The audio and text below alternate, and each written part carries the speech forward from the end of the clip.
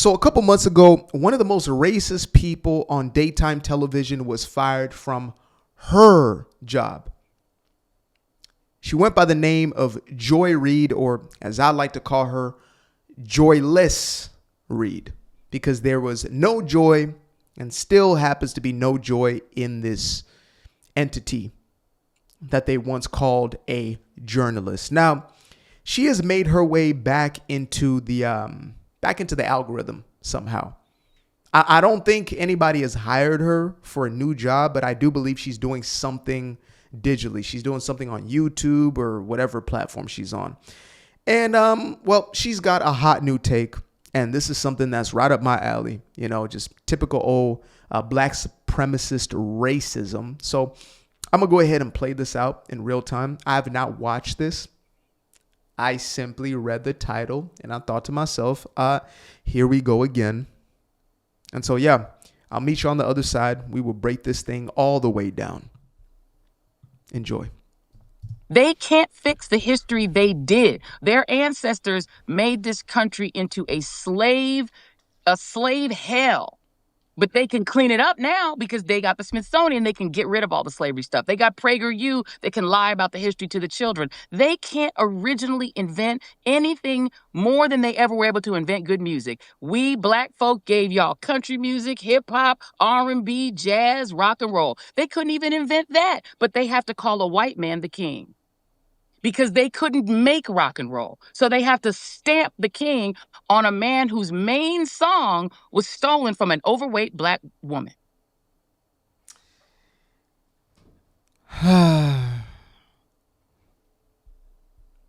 Listening to these types of people, the Joyless Reids of the world, feels like running a marathon unprepared every time.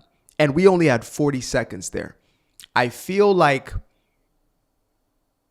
I'm on the 17th mile. I am exhausted. Shin splints. Dehydration. Salt is coming to the surface of my skin right now. All right. So, according to Joyless Reid, who is wearing, by the way, if you guys noticed, her FDT, which is F Donald Trump hat. Fantastic. She claims that white people cannot invent anything. Now, here's a curious case. Actually, I think we're better off to go ahead and bring this up in real time. Let's go ahead and see this. Who invented MSNBC? Uh-oh. Who invented MSNBC? You could not have a whiter name. The man's name is Tom Rogers, folks. Let me go ahead and bring this up for y'all, because today I got time. I made sure of this. I said, from this day forward, make sure you have time to bring up all receipts necessary in order to articulate your point. So let's go ahead and let's get this up right here. You might want to do a little correction there. Okay, MS. Damn. No, we are too zoned in. No. We need to. Okay, there we go. Fantastic. We good? All right. So MSNBC was established in 1996 under strategic partnership between NBC and Microsoft. Now, maybe you might say to yourself, oh, well, maybe the white people stole, NBC's idea and Microsoft's idea, a black man's idea. Well, it turns out that Microsoft was founded by Bill Gates. Do they make them any whiter than that? You tell me. NBC founder. Who's the founder? Oh, my goodness. Look at this. He looks like the dude who comes from where they make white people. The original archetype of a white man. This is the founder of NBC. So this guy and Bill Gates are essentially they're the forefathers of what then becomes MSNBC, whose executive is Tom Rogers, was instrumental in developing the partnership. James Kinsella, a Microsoft executive, served as president. Maybe this is a black man here that they stole an idea from. Let's just see. Again, because white people don't be inventing nothing, right? Is this him? Nope. That definitely looks like a serial killer. Let's see. Is this you? This looks like he's probably him. It's giving LinkedIn. It's definitely giving LinkedIn. Okay, so it turns out that your actual former employee, the ones who paid you millions upon millions of dollars, were white people. Awkward. Now, it seems that you had no issue at all taking a check from a white man, so long as he was paying you millions of dollars to spew your racist rhetoric on daytime television. Now, we want to talk about, music, right? Who founded whatever music? Why does that conversation matter so much when you start having this discussion in I guess, Black America? They stole our music. Why is that so vital? Why is it so important? It's because it's the one thing that most Black folks feel they can actually hold on to with certainty to say, look, we got Bobby Johnson in the beginning with bluegrass and country music. We've got the Etta Jameses of the world. We got Motown. We got New Edition before we had, New Kids on the Block. But then here's the thing, and I know they hate facts, allergic to them damn near. But you see, we also have to think about who made this music mainstream, right? So let's see. Was Bobby Johnson, who some say, invented, I guess, would they say invented country music? Artist.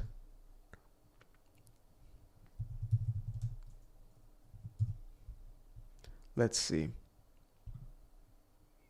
The Crossroads. Am I getting his name right? Yeah, I was just calling him by his nickname, Robert Johnson, or as some would call him, Bobby. So Robert Johnson, let's see, record label. Let's see if he was signed to a label. Okay, so he was signed to, what is this? Vocalion Records. What is that? Never heard of it a day in my life. Okay. Let's see if we can find a founder for this company. Can we find a founder of this record label here? Oh my. Okay. Founded in 1887. So this is the parent company, I guess, who used to make musical instruments. Okay. Let's see. So we have founder. Okay, maybe this is a Black man, because a white man can't make nothing. Damn near can't make nothing to do with no music. Oh, you've got to be kidding me. Say it ain't so. Well, that's unfortunate. Looks like the earliest of artists who were signed to some of these labels were signed by white men. Or in some cases, many cases, more modern context, by Jewish men who now are considered to be white in the eyes of the left, right? So it seems that maybe, just maybe, white people do have the ability to invent. Now, of course, I'm being facetious a little bit, because if we really want to break it down, everything that she enjoys in her day-to-day living, as a matter of fact, everything that allowed her to produce this nonsense that we recently engaged with just a couple minutes ago, I'm going to bring it right back up. The reason she was able to spew this nonsense to the world right here is because of white men. As a matter of fact, I would almost bet that this hat was created by a white man as well. I'm almost certain of it. Now, the t-shirt, likely the earrings, maybe a white woman, right? Closely correlated with the white man. But we have the camera. We have the microphone. We have the ability to distribute this content to the world. And by the way, I just realized this is on Substack. So, FYI, I guess this is her private community or something of that nature. So Substack, who created Substack actually? Who's the founder of Substack? Substacks. Oh, say it. Oh, wait, guys. I think we have something here. I think we may stand corrected. Here are the founders of Substack. Is that a fellow, an African American I see? He might have been wait a minute. So we have Hamish McKenzie. Okay, we'll look you guys all up.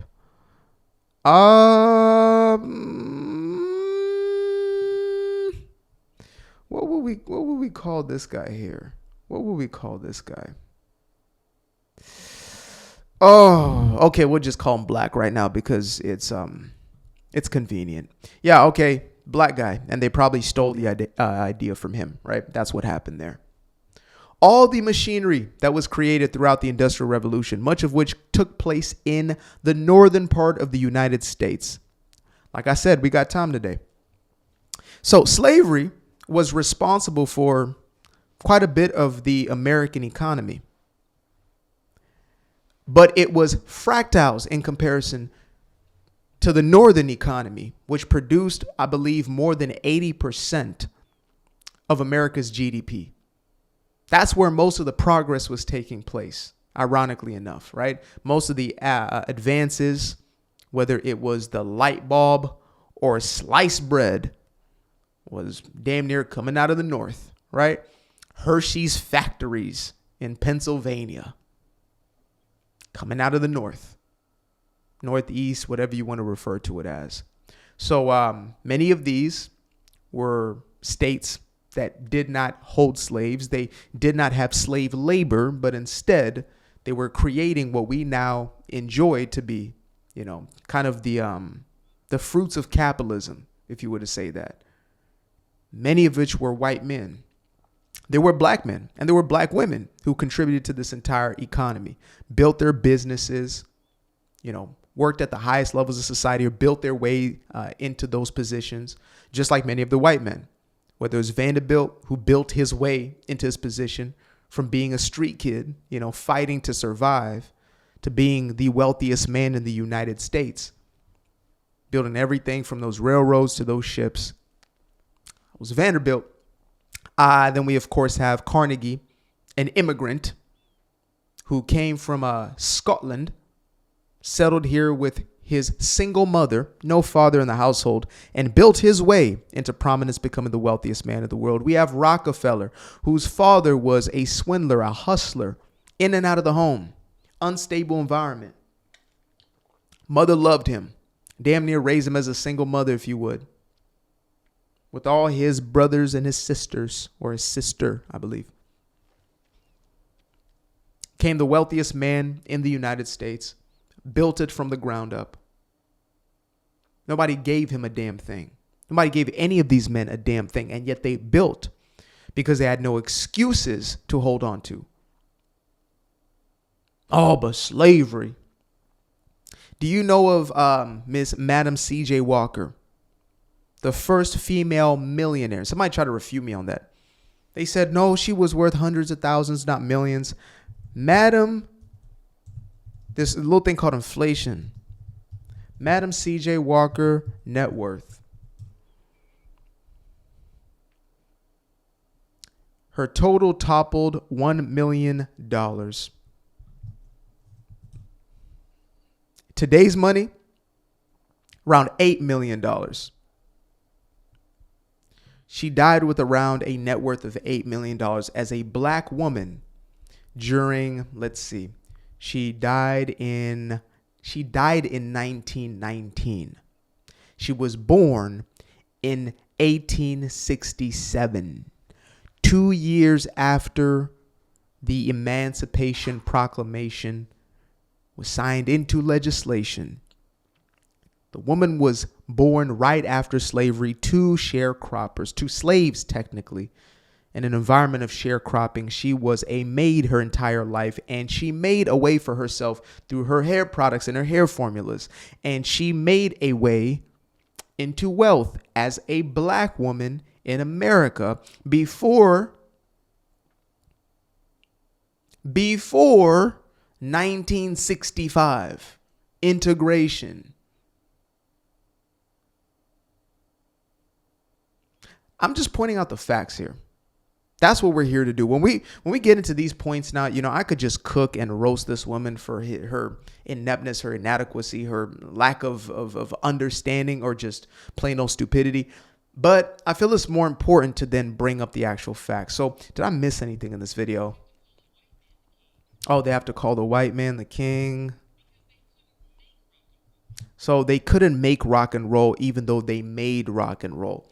Mainstreamed rock and roll, sold, marketed, made anybody give a damn about rock and roll. Every black artist that we know today outside of the machine known as Motown was likely influenced. If not, I would say Motown itself had its own white funding.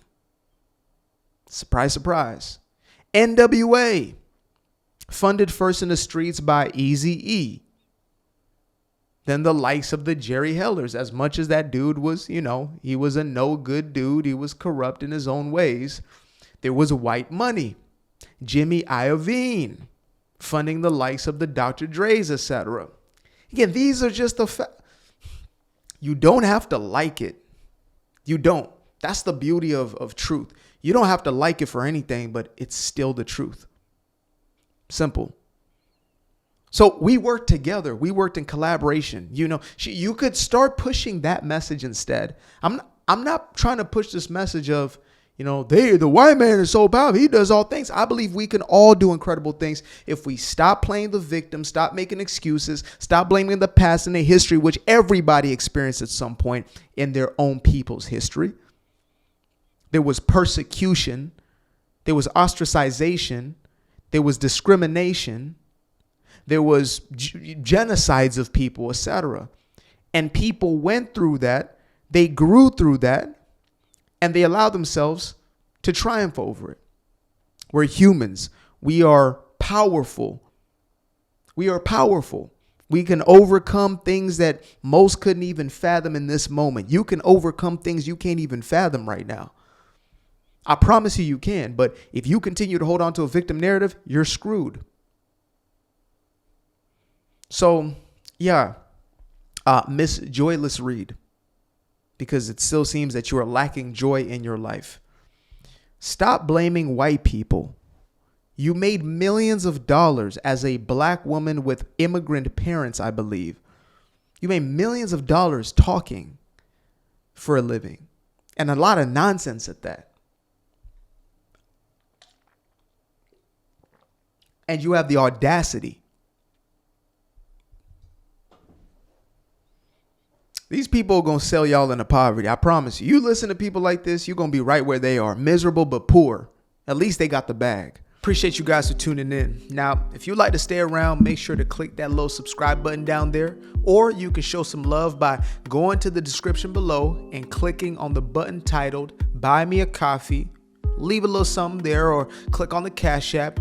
Leave a little something here. Till the next time, peace. Aquarius. Where? I've been up for hours, I've been up for days, staring at the ceiling, I've been counting strays, I've been in my feelings, I've been out of mind, I've been getting visions of the other kind, I've been up for weeks, I'm in the count of blessings over count of sheep. I can never be the type to limit when it comes to me. I used to be the pleaser for the people, I ain't even